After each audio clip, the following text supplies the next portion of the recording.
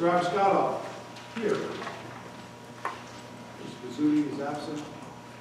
Ms. Stella. Here. Mr. Angelopoulos. Here. Mr. Donovan. Here. Mr. Vuno. Here. Mr. Delaquila. Here. Mr. Ferrandino. Here. Ms. Keefe. Here.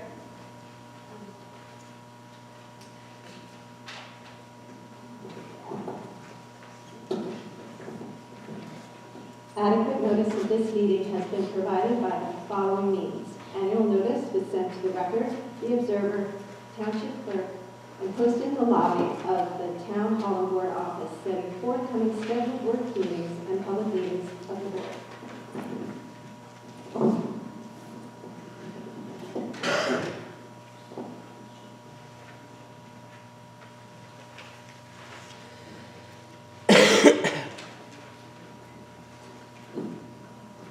Good evening, everyone. I'd like to start the superintendent's report by turning over the meeting for a presentation from Dr. Richard Tomko from Tomko Associates regarding middle school principal search in the Lyndhurst Public School District. Dr. Tomko.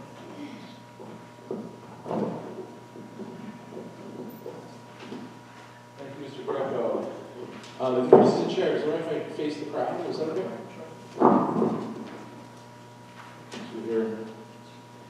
Good evening, ladies and gentlemen, members of the Board of Education. Thank you for having me again. I was at the first session, but I think I'd like to reiterate some of the things that I said earlier. My name is Rich Tomko from Tomko Associates. It's a firm that we've had. My wife and I, 17 years ago, we started this firm. I've been in education now for 23 years. My wife is also a college professor. It's been in education. Our role as consultants is to assist districts, which we've been doing for many years now, and everything from strategic planning to consultancy issues with regards to searches, and most of those are confidential and some are public. And recently we've had several public searches. We just were approved the other night for another search in South Plainfield, and we're doing some more work up in Sparta, up in northern New Jersey. So I appreciate having a few minutes today just to talk about this search and the efficiency of this search, and how important this is for a town like Lyndhurst when you have a brand new, beautiful building, which is having a transition of students into it, 3 grade levels, and choosing an important leader to help this board and help this community basically move through, and having a successful opening and a successful start to what seems to be, or is going to be, a tremendous building. And what we said to all the candidates that we've spoken to, or part of the recruiting process, was this is an optimal, a prime opportunity for someone in the field. This is a brand new state-of-the-art building that the commitment between the township and the board put together to make sure that our children here in Lyndhurst are getting everything that they possibly can here. You know, we know they have great educators, great administrators, but now it's time to continue all these upgrades that you're doing to have a state-of-the-art building.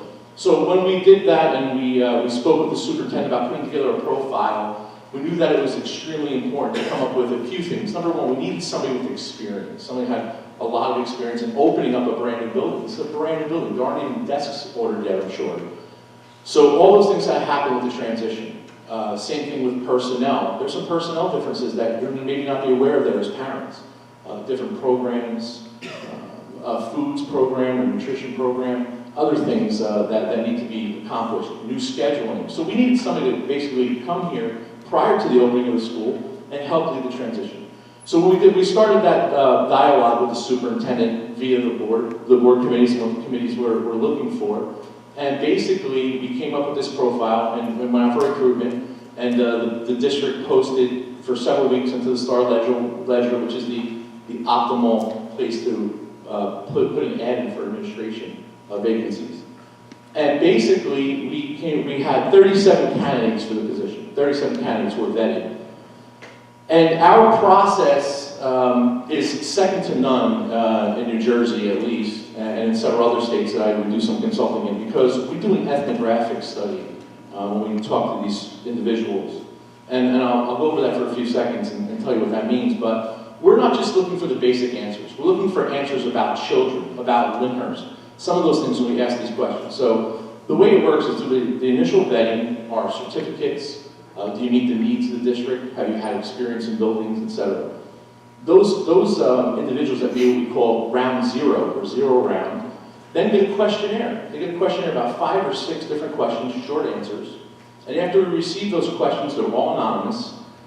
Each individual candidate gets a code, so no one knows who the individual is. Those individuals then are scored by the first team of consultants, and they get a raw score. And then everyone is ranked.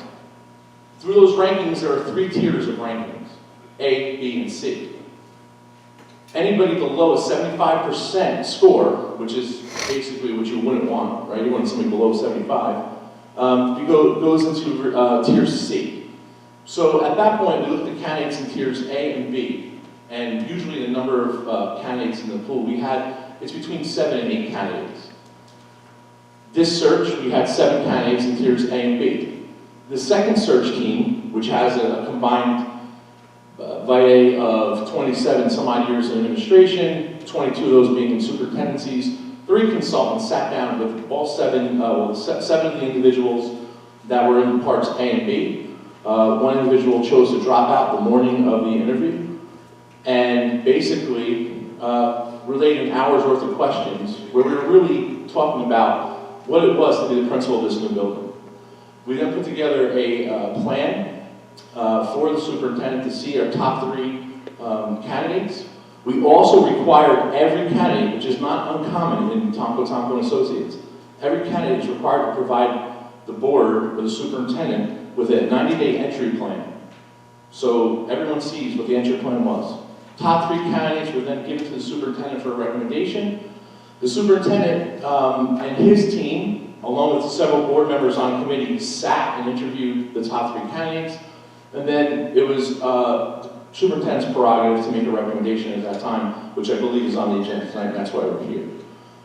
So basically, the recommendation that we gave to the superintendent, in our opinion, our professional opinion, my expert opinion doing this for many years, is the candidate to lead Lyndhurst into the next decade, especially with this new building.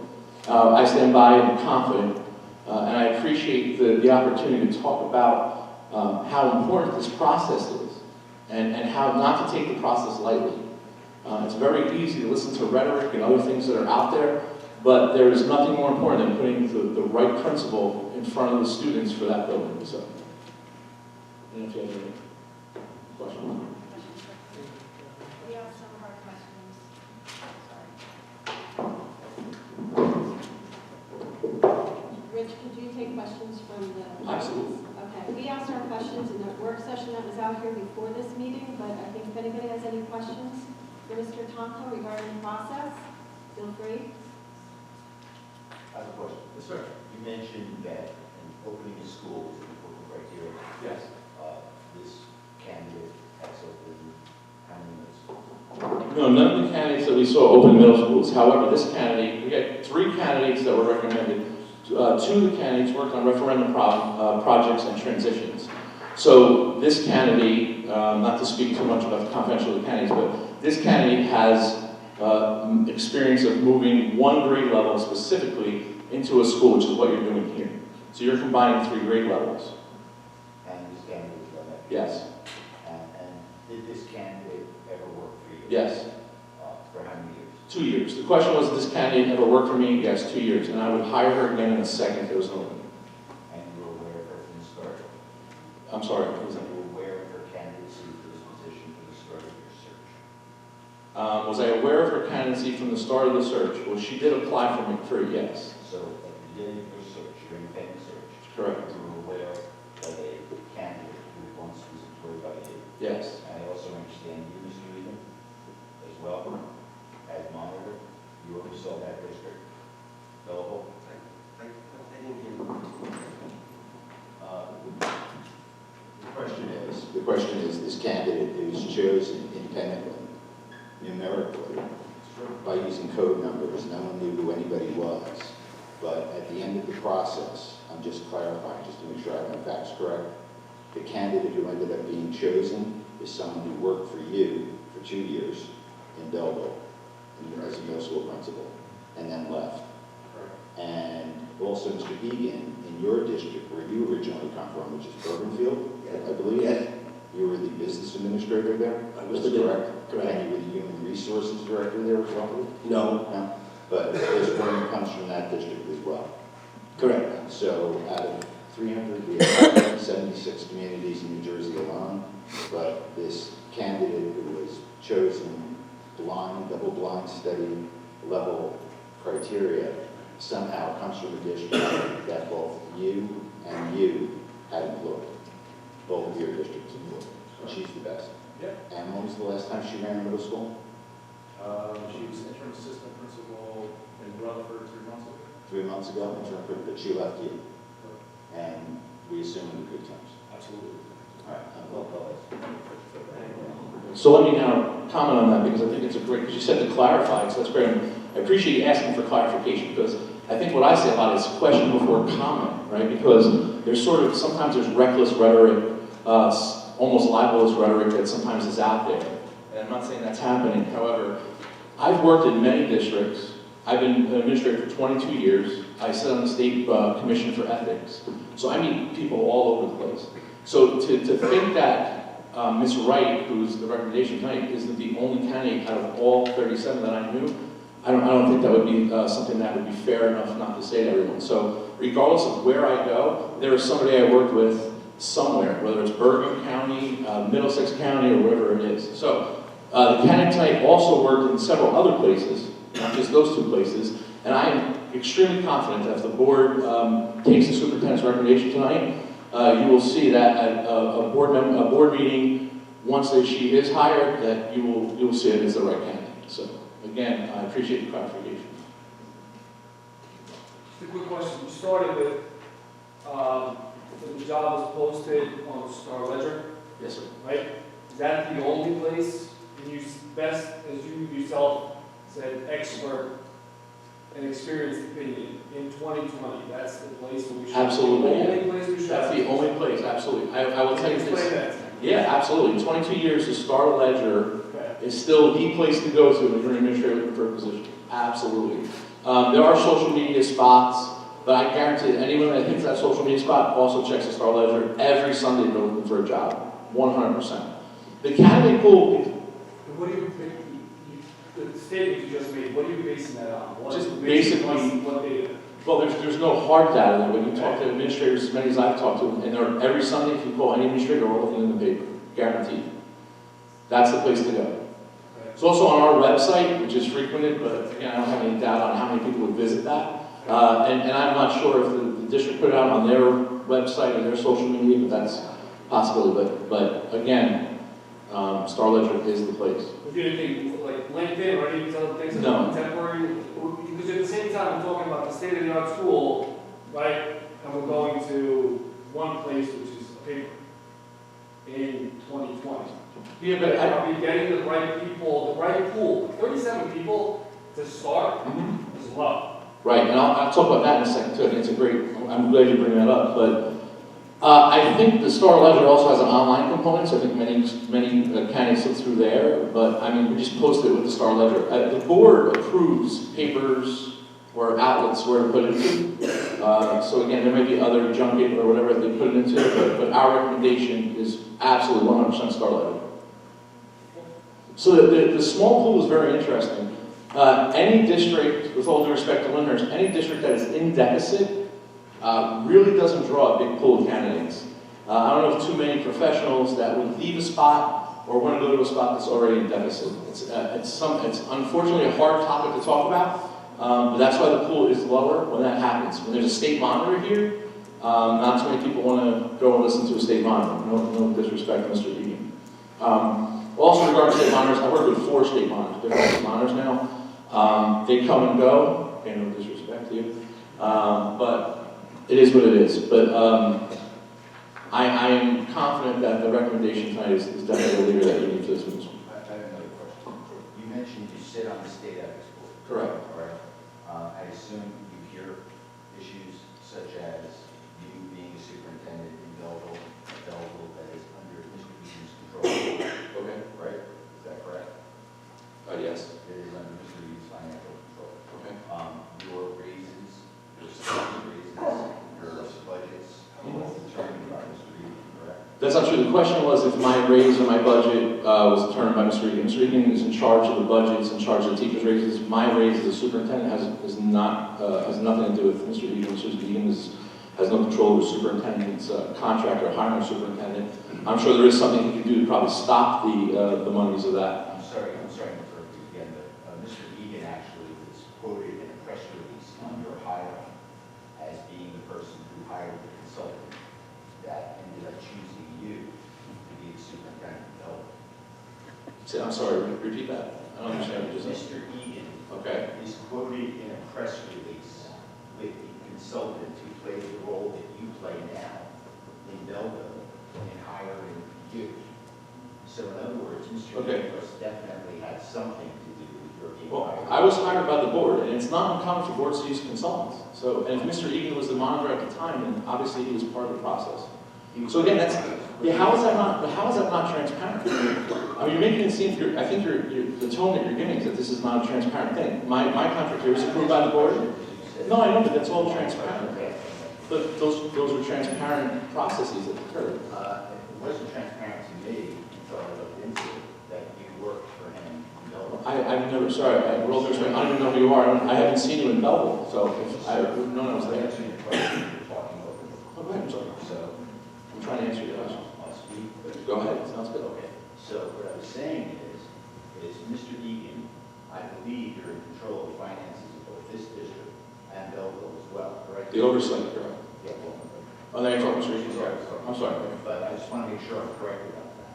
So if the district in Belleville voted to give the superintendent what you consider to be an exorbitant pay raise, I would assume, since you have hiring, firing powers, and the other powers when it comes to financial controls, you could veto them. Is that correct, Mr. Egan? That's correct. Okay. So what I'm saying, and I believe I am correct in deriving this in this way, your pay raise of 14% in Belleville was tantamount to being approved by Mr. Egan, even though the board officially approved it. May I interrupt that because you're misspeaking? The raise that was printed in the paper is what his income, his compensation was labeled that's his new salary, but it didn't take into consideration all the other monies he was receiving. So the final dollar amount that was approved by the Board of Education for Dr. Tonko was not a raise. Because previously they, before the new law passed about the superintendent's salary, the superintendents were given merit pay. So if they take his base pay plus his merit pay, it equals to what he's making. So the new contract was written, and they just combined all the money into one stop. So there was no substantial raise, and there would be therefore no reason or justification for me to overturn anything.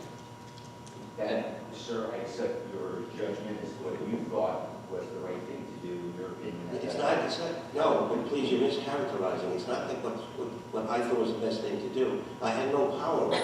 So you could not veto that? No, because the process they went through was correct. The contract that the Board of Education issued in Belleville was sent to the county superintendent for his approval and review. Could you have vetoed his contract here, sir?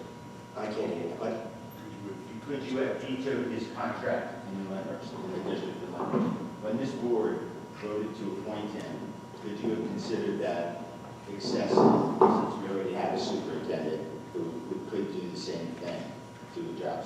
well, once again you're making assumptions, which Unless I'm asking a question. okay, that's not fine. It's at the bottom line. The contract that was approved by the Board of Education to hire Dr. Tonko and his firm to do a qualified search. It was a reasonable contract. It was a reasonable amount of money. The board approved it. What reason? Word get introduced? What reason? Okay. Excuse me.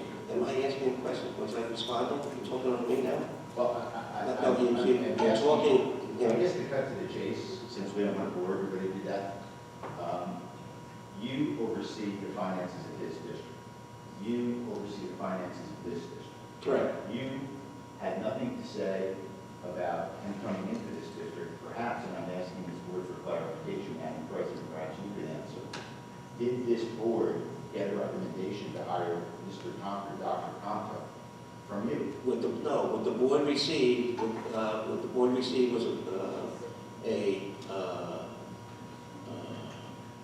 This board got no indication. He submitted a proposal for services and what he would perform. The board reviewed that, the money was reasonable for the work that had to be done. One person, Who, what do you mean? one application, Mr. Dr. Conker? Were there other applications? I don't think so. Okay. And so, and how did it come then, Dr. Conker, that you submitted this application to this board? It just came to your head? Was it advertised in the Star Ledger? Was it referred to you by Dr. You don't recall? So the reason I'm raising this, and not to get into this nitty-gritty and drag everybody through this, but my point is simply this. The relationships here are highly convenient, and the selection that's come out of these relationships, Mr. Greco, no offense, I don't know you, but you come from the same district. You were his successor. He succeeded you as superintendent in Elmwood Park. You moved over to Belleville under Mr. Egan. Mr. Egan was the monitor over in Elmwood Park, where Mr. Greco was the superintendent and formerly the principal. So all of you, I understand you all have relationships, but what is being sold to us as this global search, this independent, this nonpartisan search for the best possible candidate, always comes back to somebody, Mr. Egan, you've worked with before. But The candidate for May I the comment? middle school principal. What you're leaving out is, what happened in Elmwood Park, what happened in Belleville, and what is happening now here in Lyndhurst. Elmwood Park had a deficit. They're out of the deficit. Belleville had a deficit. They just passed, and they also had some educational issues, which have all been solved. The test scores in Belleville have gone up. The CUSAC review they just passed was full of praise from the county superintendent. There's nothing, success is followed.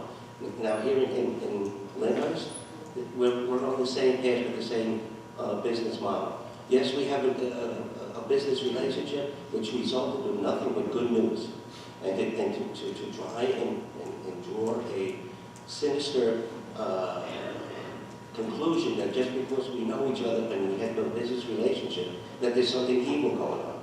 Things are good are happening here. They're happening in Belleville, and they finished happening in Elmwood Park. All we've had is success. And to paint the brush that just because we know each other, there's something sinister going on is wrong. I don't agree with your description of your history. You have a board that last year rejected your budget. Is that correct? In Belleville, did they not send you back to the table to review your budget? Am I reading the newspapers incorrectly? If that's what it read like to me. We're getting off the topic. No, I'm not getting off the topic. My point is, Double budget. you're selling us something that you're describing as a great product. Excuse me. My personal Let me tell you, opinion. this is a working initiative, and we're going to have it here with Lyndhurst also when we had it in Elmwood Park. My job as monitor is to monitor. And it's the job of the administration to work with the board. And my job is just if the process or something is way out of hand, then maybe I would step in. Yes, in Belleville, the board reviewed the budget, just like Lyndhurst is going to review the budget. And they came in and said that to the administration, we do the budget because we wanted to do better. We went back and sharpened the pencil. Right? I was part of that. Right. And what was the result? What was the result? You read all the newspapers. What was the tax increase from Belleville? Enough for the mayor to claim that. Well, no. So That's not an answer. That's not an answer. I don't live in Belleville. Sorry, Madam President. Yeah, I think I Okay. understand these things needed to be asked, and I think they've been answered. I don't want to go over to Belleville. I don't think we're going to become Belleville or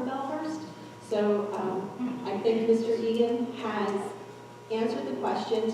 And from what I remember, the principal search that Mr. Tomko did cost $3,820, which to me, I thought, for the product we received and the process, I thought was a good price. So the product received was a candidate who used to work for Mr. Egan, who used to work for Mr. Tomko, and you thought it was worth paying $3,800 so you could find somebody that they already knew. And So they knew her. That's not to say that she's not fully qualified for the You're an position. attorney, and you must grasp the appearance of a conflict of interest. Now, I grasp the fact that they all know each other, their business references, and they both answered to it. None of that's being hidden. not now.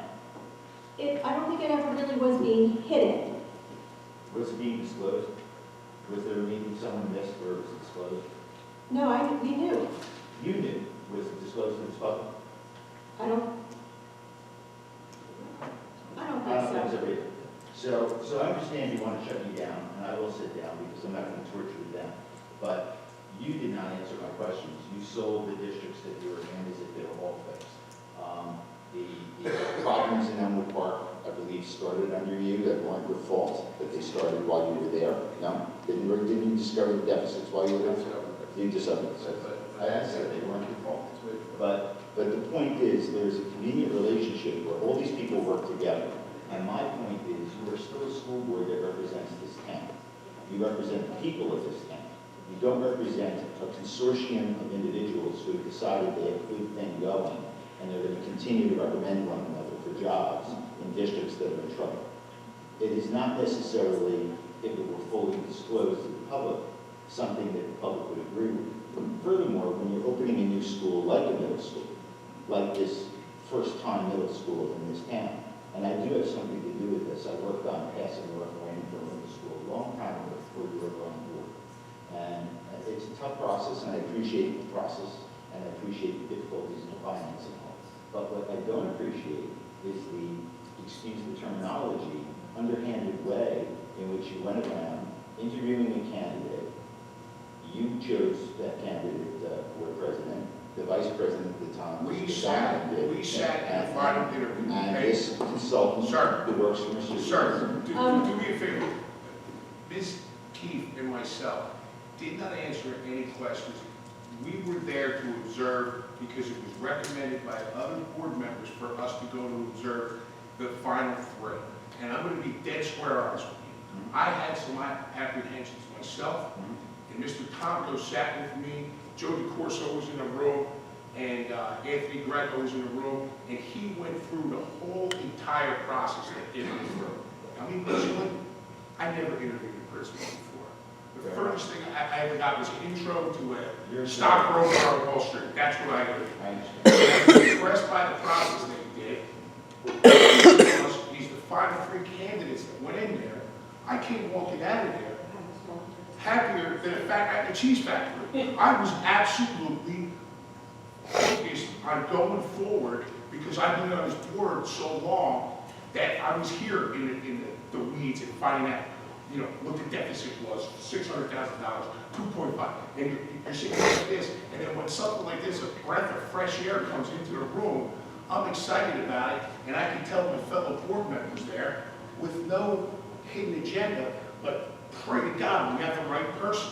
And tonight, I feel, in my gut feeling, that we have the right person, regardless of the noise that's out there, of the connection that Belleville has with Bergenfield and wherever, or Trenton, I don't know. Okay. Again, I feel confident, All right. really do. So how many board members have actually met this candidate prior to tonight? we're done. I'm sorry. Are you between England or dismissing me now? Okay, very good. No problem. You act like that. I'll sit down now.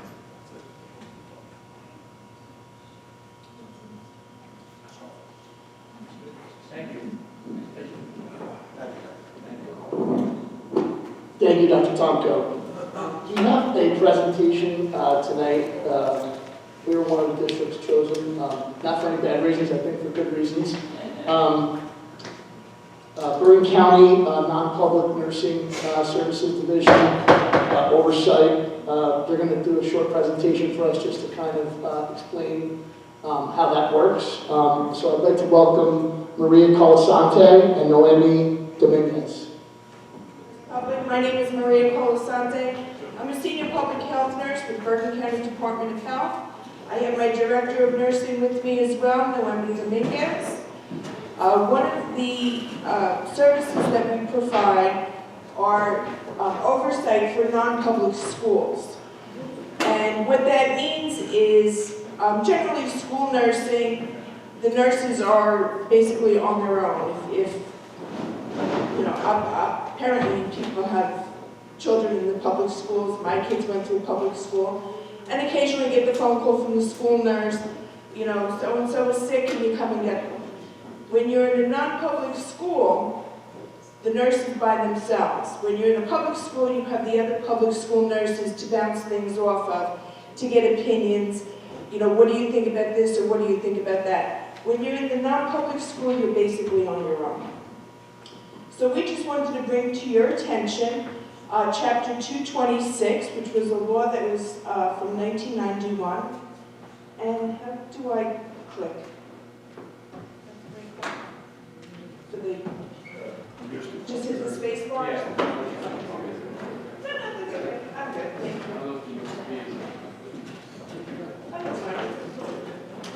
So, forgive my back, please. So, I just want to go over briefly a presentation about Chapter 226.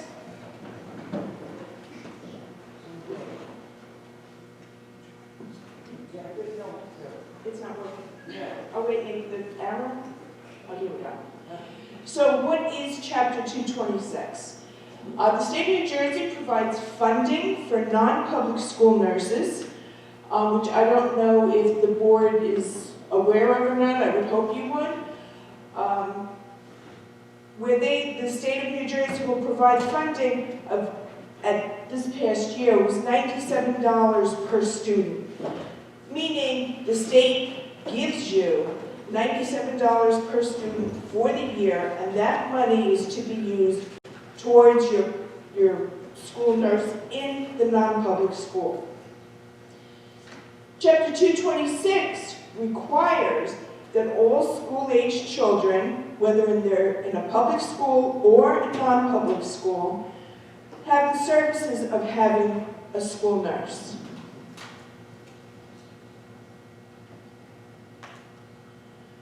The Board of Education in the district where the non-public school is located is responsible for hiring and for providing the nursing services.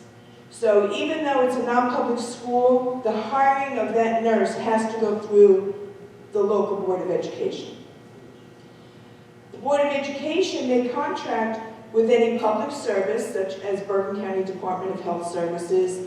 There's also Catapult Nursing Services, they're our main competition. And they also provide oversight, where they will go and they'll visit the nurses, provide any information that they may need, provide assistance, provide oversight for the nurse itself. So Bergen County Department of Health provides nursing services, like I was saying. One of the things that we do, we have, this past summer we did all new policy and procedures. We have standing orders. We have a physician that will write the standing orders for the school nurse. We have Narcan orders. We have EpiPen orders. And we have a variety of different services that we can provide.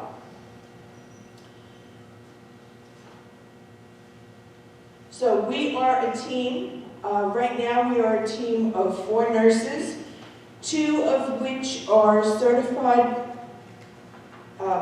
public school nurses. One who has non-public school nurse experience for 10 years and also worked in the public school setting for another 4 years. Together, we have, a lot of, over 100 years of nursing experience. So what do we do? What is our program components? We provide oversight. We provide student screenings, which are mandatory. Student screenings such as your scoliosis, your vision, your hearing. And we provide student health records, immunizations, making sure that all the children are up to date with the immunizations. I know that was a big thing in the news very recently with the religious exemption. And we also provide advice and oversight to the nurses regarding that. Our oversight, we provide mandatory educations to our non-public school nurses. I don't know if you, if anyone on the board is aware of Safe Schools. Do you use that in Lyndhurst? Use something very similar, GCN and Elmwood Park, we use Safe Schools. They're very similar. It's Global Compliance Network. It's very similar to Safe Schools. In case the public is not aware, Safe Schools is an online program that we provide to our non-public schools. There are certain mandatory educations that the nurses have to take on an annual basis on how to care for someone having a seizure, how to care for somebody with bloodborne pathogen and the prevention of spread of disease, how to care for somebody, how to do CPR, how to administer an EpiPen, how to take care of somebody with asthma. And these are just refreshers that the nurses need to take on an annual basis. These are one of the things that we provide. In addition to that, like I said, we have standing orders from a physician that are done on an annual basis. We do monthly site visits for our non-public school nurses. Every month we come, we visit them, make sure that their office is situated. They have everything that they need. Do they need anything from us as far as educational materials? I'm sure the board is aware that just about a week and a half ago, there was a new law passed in New Jersey regarding epilepsy. We already have our independent health plans ready to go, and we're distributing them to our non-public schools this week. We also do an annual skills lab. We teach our non-public school nurses how to do their annual screenings, which is vision, hearing, scoliosis. These are screenings that have to be done on an annual basis for students. And we also do an audiometer calibration. We come, we pick up your audiometers. An audiometer is the machine that tests the student's hearing. We pick them up, we calibrate them on an annual basis, and we deliver them back to the schools. Student health records. We prepare and maintain the immunization requirements. We make sure that the annual immunization status report is completed. This is a report that is due to the state of New Jersey every year on an annual basis by February 1st.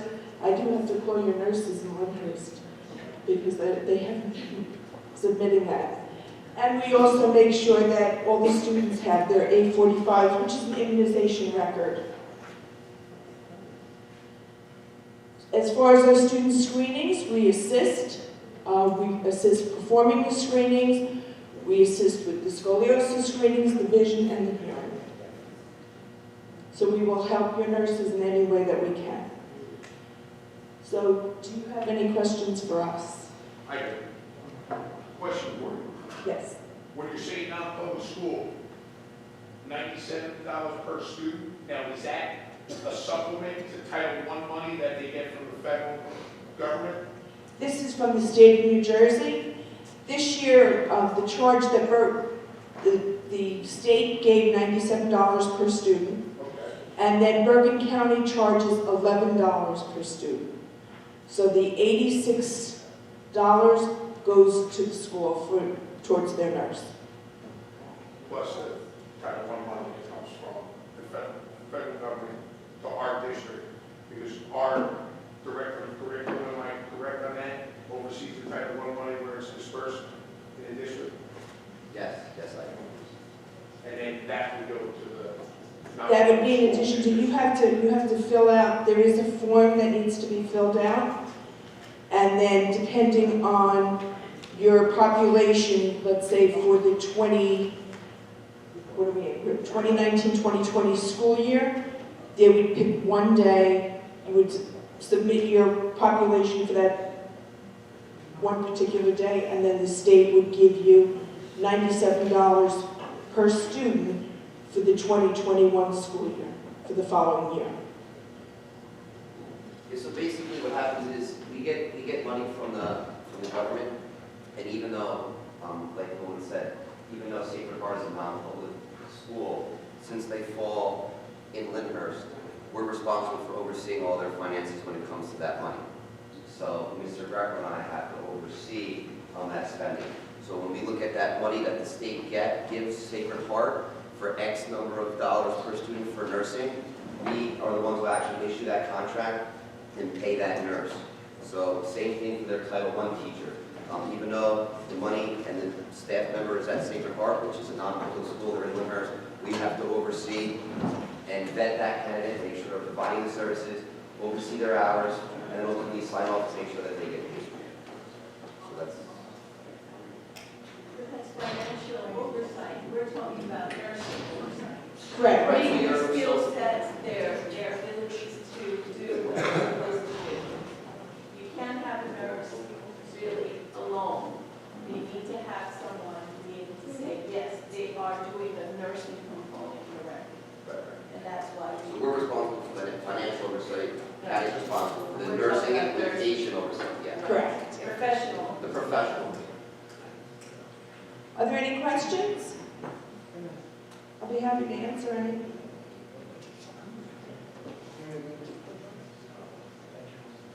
Any questions from the board? Thank you so much. No? Okay. I just wanted to follow up on that presentation. I'm going to ask Mr. Corso to meet with me and to individuals that just did a presentation, or just one of the individuals that did a presentation. It's definitely something that is beneficial to us to make sure we're doing everything the right way. She mentioned Safe Schools, which is an online professional development program that we use Global Compliance Network, which is very similar to similar database for us to use. Again, I also just wanted to touch on, I know there was a lot going back and forth there before. There is a recommendation on the agenda for a middle school principal tonight. I do feel confident in that candidate. I think this is my 17th year as an administrator, and I feel very confident about the candidate. I think it's hard to say you can find somebody that open up a new building. I don't think there's many administrators that have been working with you for a long time and have had the experience of opening up a new building. But when you get into doing different things like referendums and different construction projects and reconfiguring schools in different ways, I think it's important to find people who have had some type of experience in the area. So I feel very confident in the candidate. I felt very confident that I could have, kind of went back to the drawing board and said, let's start this from scratch. But I think we really got a good candidate in place to recommend to that. Thank you. Oh, question. They're selling within the school. Where does that principal go if you hire a girl from? We're still in the process of budgeting for next year, and we may have to reconfigure some of our staff. So not only our teaching staff, but potentially our administrative staff as well. So we're currently almost done with the initial part of the budget process, which we'll probably have a better idea in about a month in terms of, I'm not going to talk about specific people, but we are aware that we may have to look at the overall picture. So, and clearly we have, things have to be approved by the county Office of Education too. So if they say we have too many teachers or too many administrators, sometimes we have to go back to the drawing board. So it's a good question. Thank you. Thank you. I'm going to turn it over to Mr. Egan for his state monitor's report. Thank you. Basically, just a couple of items. Keep the board and the public informed. The forensic auditors have confirmed that the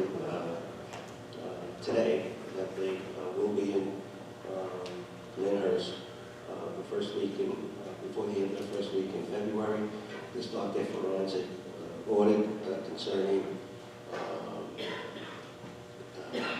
as to how the deficit occurred and look for responsibilities. Moving forward, separate apart from that, the business office is actively attempting to prepare and working on preparing the budget for the next fiscal year. And as the superintendent said, that the target date is to have that finished by the beginning of March. One of the things that is we're working on right now are the possible or projected appropriations of spending. The actual revenue side of the budget is will not be finalized until the governor gives his, I call it the State of the Budget message, which is scheduled for the last week in February. When he gives that speech, one of the key elements as far as the schools are concerned is when he announces what the total state aid will be for each school district. He normally has that on a Tuesday, and by Thursday we will have the exact numbers. And I've said this before, obviously we're talking here about the selection of the new middle school principal, but I'm making a point for the residents. This is absolutely amazing what the town and what the town council did for this town by building the middle school. They're doing it without raising taxes, and it's not costing the school district any money. The target and the whole project's ahead of schedule, and it's within their original budget. So that by April or May, they will be prepared to basically give us the key. In the interim, then we look to organize the building. The furniture by then should be delivered, and have all the furniture assembled, so that come September, the building will be open and prepared to occupy. Will have all the children. This will also, part of it is going to be part of the plan. It will be a year transition to the elementary schools, because there is still construction that has to be done to the elementary schools to accommodate this move. This is all being part of the plan. We're working on it. And at the suggestion of the board president, representing the board, we're going to be looking to hold public, correct me if I'm wrong, public hearings, hopefully beginning next month, at the latest the following month, so we can explain to the public what we're doing and how the configurations of the elementary schools are going to be and how the kids are going to move into the building. There are obviously many issues involved. We still have to determine which teachers will go to the middle school. Both the superintendent and John DeCorso and at least one other person have been searching all the teacher certifications, because not every elementary teacher can go to the middle school. They have to have the correct certifications. But that's all part of the plan. We're just not going to do this overnight, and we're going to accomplish it. And as the board suggested, we will do this, have public meetings to give everybody a status report of what's going on. But once again,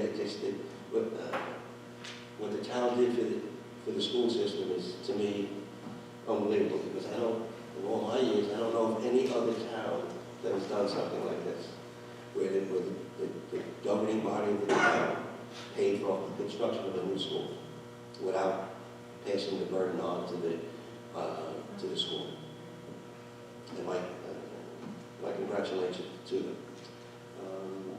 So that's my report. Elaine, do you have a question? Yeah, Mr. Egan, I have a question. Does the school board have an agreement with the town for the new school coming, the middle school? Is there agreement between the town and the board exactly what is going on and like something in writing? No, everything right now, it's verbal, mainly because as it was explained to me, the contractor who won the bid from the town to build the school, everything, all the guarantees and warranties on the building,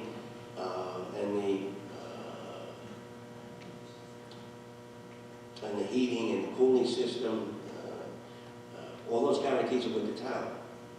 So we have to work legally to get those guarantees shifted to us.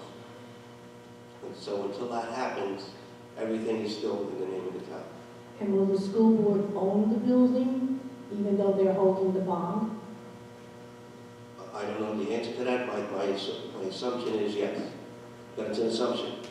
Okay. That they keep, the comments, they keep saying we're going to give you the key. So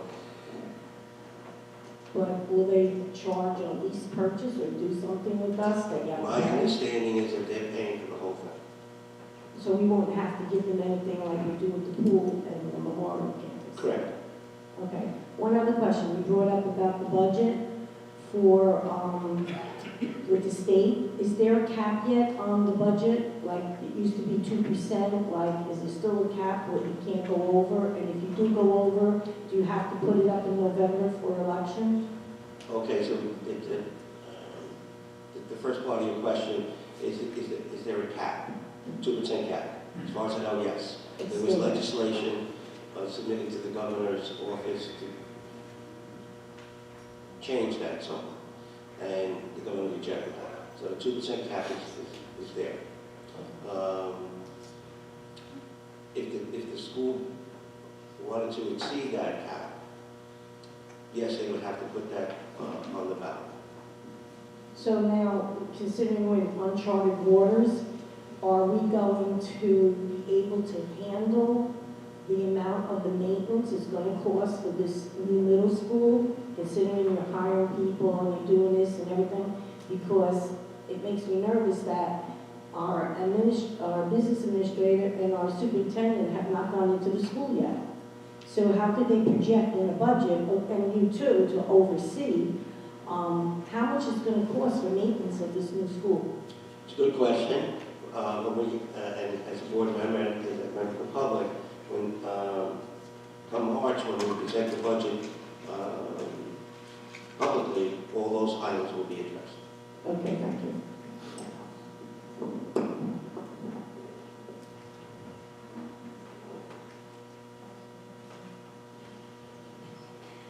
May I have a motion to approve the minutes? We have two. Hold your horses, please. We have two. We have, so let's do the first one from December 16th, meeting number 14. I have a motion. May I have a second? Roll call. Mr. Rappiscato. 4. Ms. Stella. 4. Mr. Anjanopoulos. 4. Mr. Donovan. 4. Mr. Vudo. 4. Mr. Delaquila. 4. Mr. Ferrandino.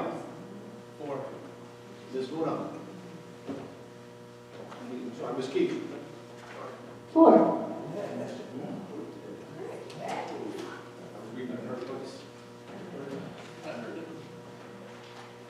May I have a motion to approve the minutes from the first meeting of the year, January 6, 2020? May I have a second? Roll call. Mr. Rappiscato. 4. Ms. Stella. 4. Mr. Anjanopoulos. 4. Mr. Donovan. 4. Mr. Vudo. 4. Mr. Delaquila. 4. Mr. Ferrandino. 4. Ms. Keefe. 4. Okay, next we have the public hearing of the meeting agenda. And I think, Mr. Savella, you're the only one listed. Thank you, Madam President. I just have one question I'd like to try and ask you for. Of all of the city members who are here tonight, when did you first meet or hear of the candidate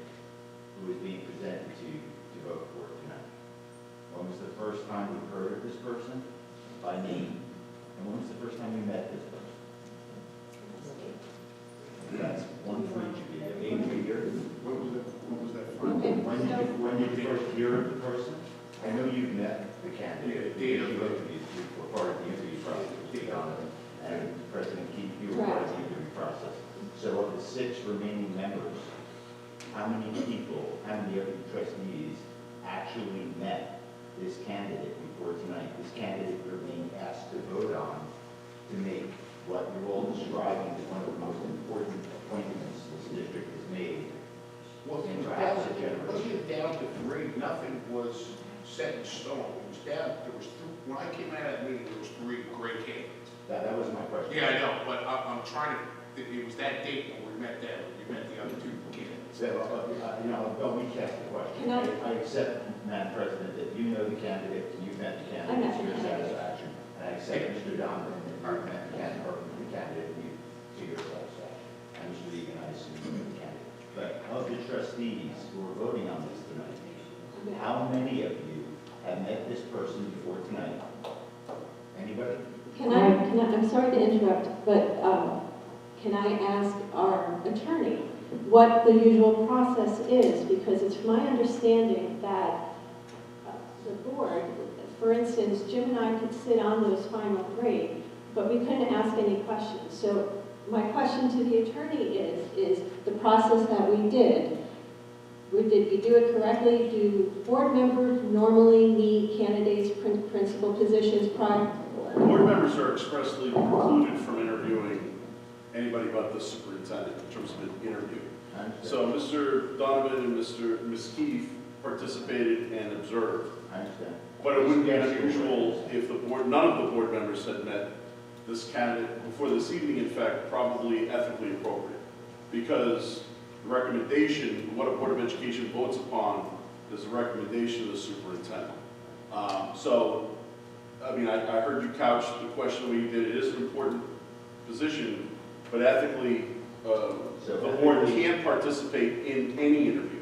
And in fact, the 2 individuals. To clarify, sir, ethically, they could not have met this candidate a month ago and then voted a month later. They have to vote the same night. What I said to you was, they can't participate in the interview process. Could they have met the person?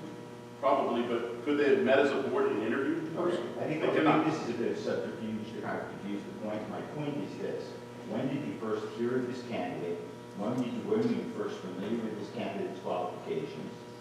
When did you get this candidate's resume? And when did you meet this candidate?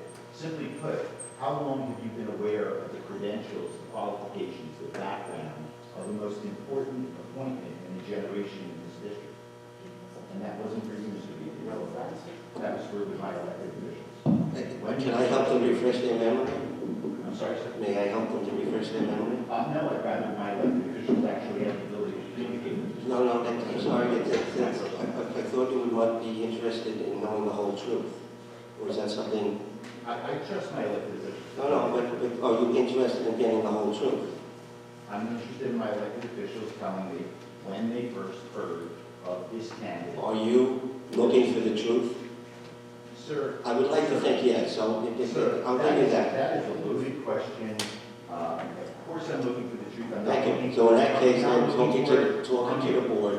We made, it's my recollection that there were many times that the board was told that the search was going on. We gave you periodic reports on that.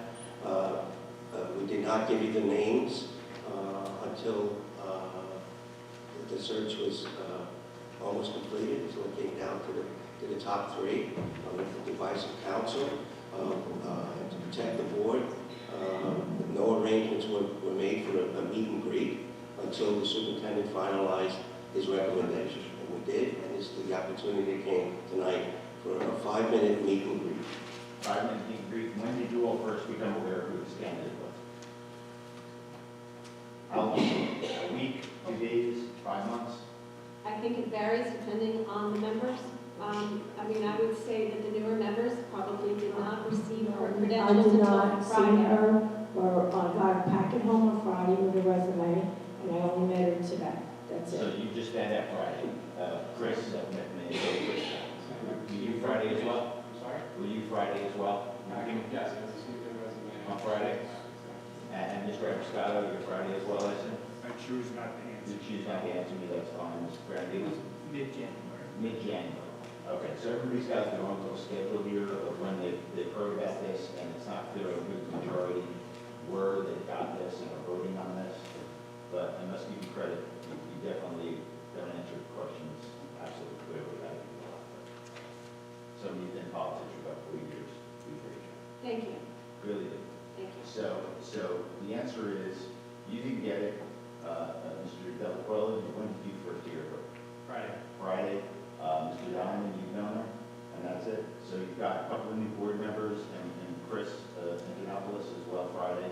So 3 out of the 8 members voting here today have just heard her today. You heard her in January, you heard her, you met her, Mr. Diamond, you met her, In Mr. Diamond. that final interview, but are there board members on this board right now that did not get When did you first meet her? Mr. Sabella, could you ask the question again and ask the board members if they did not get an update from the board president or the vice president prior to Friday on the 3 candidates that were interviewed? Could you ask that question for me?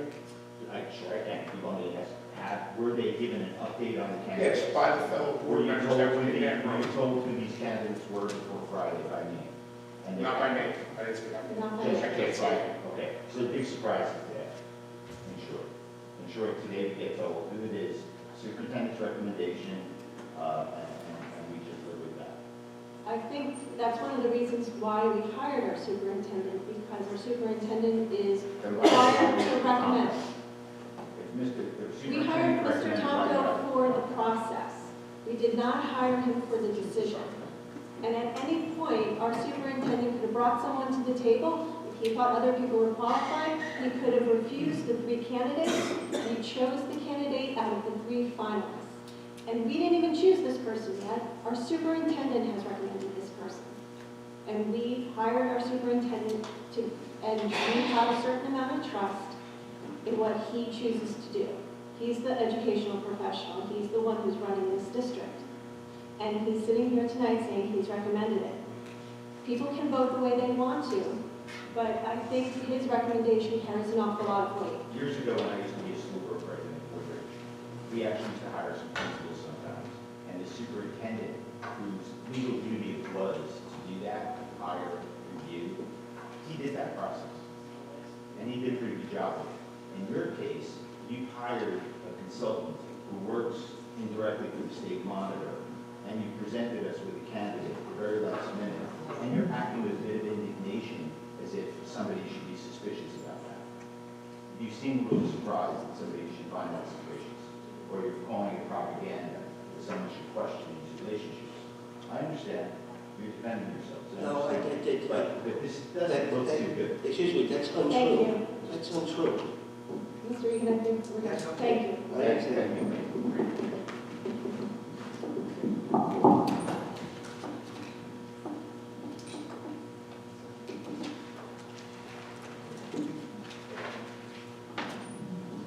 Ms. Wait 1 second. So does anybody have any questions regarding the finance on the agenda? I talked to Chris, and he explained to me the couple that I was going to ask. It was E-Rate Consulting and Sunlight Financial and Atra Jatora. So he explained it to me. Because we would have done it in a work meeting and I would have done it there, but we lost We time. have a lot of stuff on it. Yeah. Chris? So, but he explained it to me. But maybe Mr. Egan said exactly what E-rate is, because it's like he understands that more. Maybe you could explain it to people just for information. The E-rate and then the hiring of the consultant for the E-rate? Whatever the resolution says, consulting, approved consulting agreement with E-rate consulting. Right. The federal government sets aside money in the form of a grant for any school districts. I'm not sure if the municipalities are included, but definitely for school districts to help finance technology increases within the school.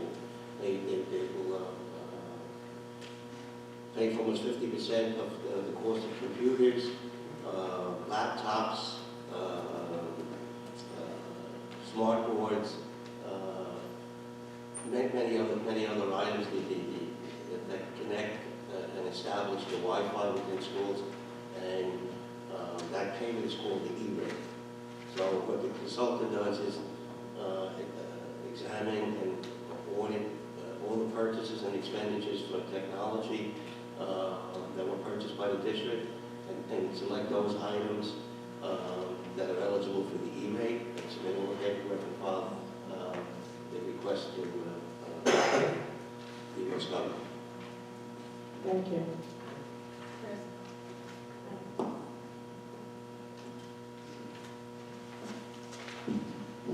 Under finance, any board member who takes exception to any of the following listed actions under the category of finance committee may so indicate now, and a separate motion for each of the accepted actions will be entertained. Hearing none, I make a motion to adopt 1 through 17. That's items 1 through 17 be adopted. Second, Anna? Roll call? Mr. Abiscato. For. Ms. Stella. Four. Mr. Anjanopoulos. Four. Mr. Donovan. For. Mr. Bruno. Four. Mr. Delaquila. Four. Mr. Ferrandino. Four. Ms. Keefe. Four. Any board member who takes exception to any of the following listed actions under the category of Education and Curriculum Committee may so indicate now, and a separate motion for each of the accepted actions will be entertained. Hearing none, I make a motion that we approve item 1. Second. Roll call?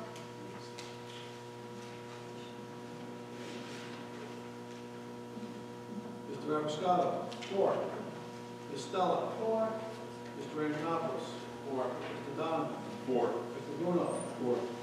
Mr. Delaquila. Four. Mr. Ferrandino. Ms. Keefe. Four.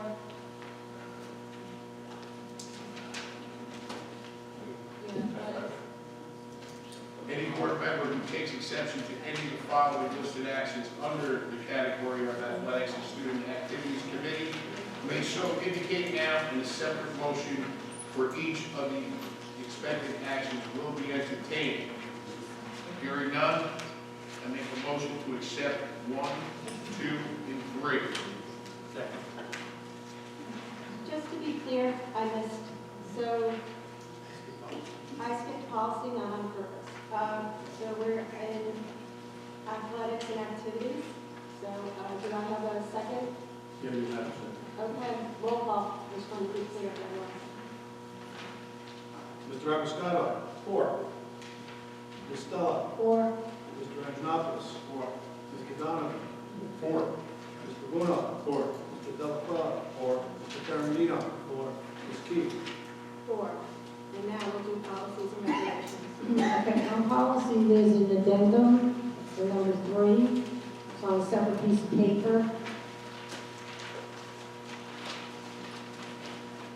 Any board member who takes exception to any of the following listed actions under the category of policies and rules and regulations, committee may so indicate now, and a separate motion for each of the accepted actions will be entertained. Make motion number 1 to 3 be adopted. Second. Roll call? Mr. Abiscato. Four. Ms. Stella. 4. Mr. Anjanopoulos. Mr. Donovan. For. Mr. Bruno. Mr. Delaquila. Mr. Ferrandino. Ms. Keefe. Four.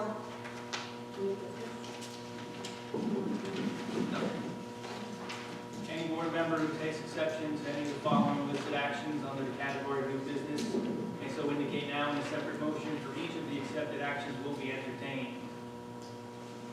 Hearing none, I make a motion to approve items 1 through 3 on the agenda and item number 4 on the addendum. Roll call?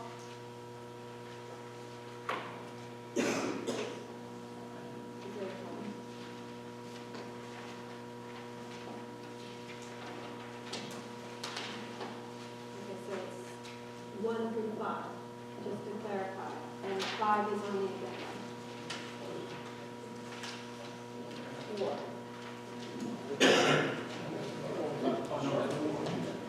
4 and 5.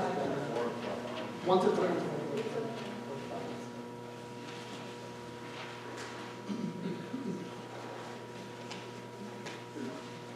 You're moving 1 through 5? Correct. Chris? Good? Roll call. Mr. Abiscato. 4. Ms. Stella. 4. Mr. Anjanopoulos. 4. Mr. Donovan. 4. Mr. Bruno. 4. Mr. Delaquella. 4. Mr. Ferrandino. 4. Ms. Keith. 4.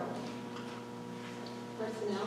Personnel, I'd like to have the motion for the new middle school principal be on a separate vote, please. Yeah. Second. Okay, roll call. We're good. Can I be clear in terms of what you numbered? I numbered employment, section A, employment, subject 1, and items, I numbered 1 through 9. The request being 9 be amended for a separate vote. Am I correct?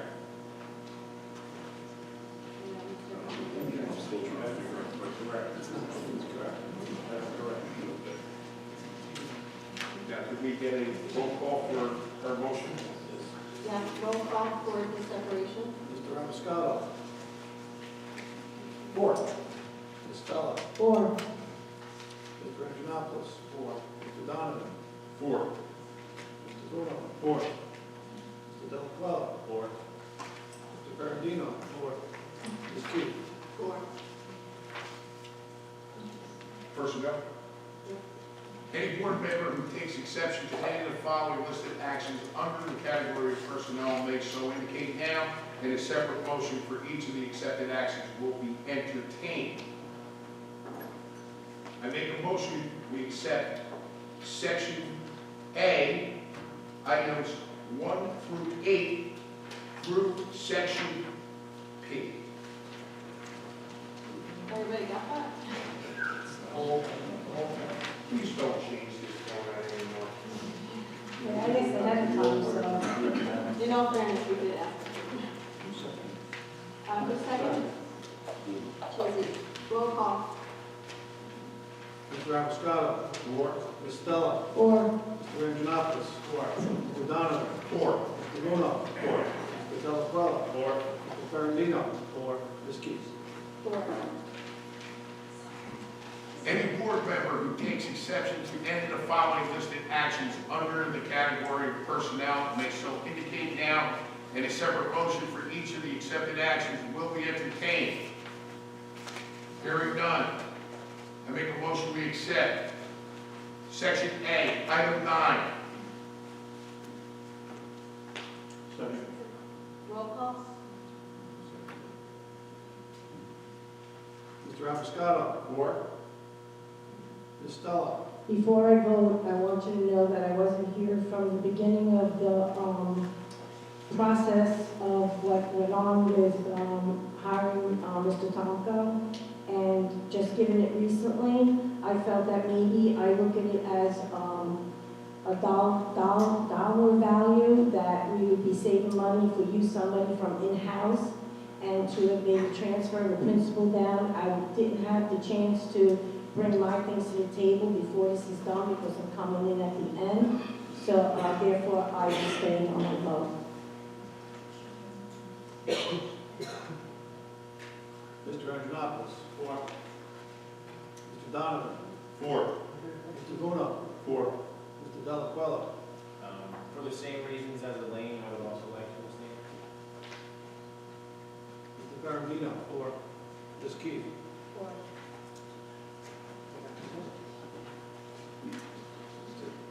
And now, the public hearing for non-agenda items, Mr. Savella.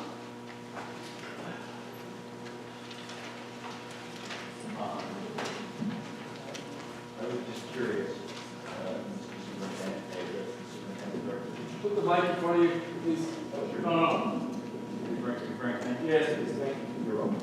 Mr. Superintendent, you mentioned a recent reconfiguration of principals, and there being perhaps, I got the impression. If I said that, I apologize. Possibility of reconfiguration of principals, teachers, closing the building, there's a possibility. Does that mean laying off among those people?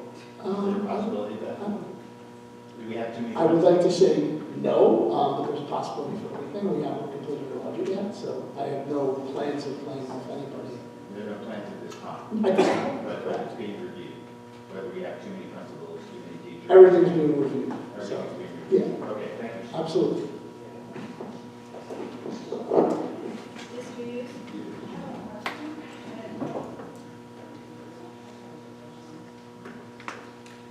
I know we've heard about principal being hired, but is there going to be a vice principal for this middle school? A building of this size should have a vice principal, assistant principal, vice principal, whatever you want to call it. We would call it assistant principal. So that would be the plan. That's what we would like to do. Again, everything is being reviewed, and we're going to make sure we make the right decision. If there's a certain number of children or students in the building that requires an assistant or vice principal? There's numbers that you hear out there that, you might even say a certain building with certain square footage has to have a certain amount of custodians. They're all recommendations, so I don't really know if there's anything set in stone in the law. But there are numbers that I would have in my head that it gets to a certain number, we have an assistant principal. Right now, we have a lot of smaller buildings compared to other districts our size, but a lot more buildings. Students would match the number in high school. It would be one less grade.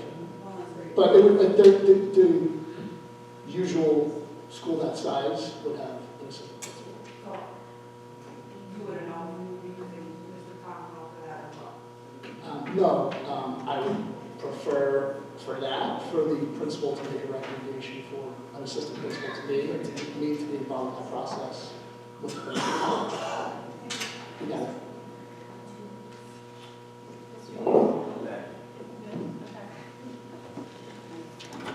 Thank you everyone for coming out tonight.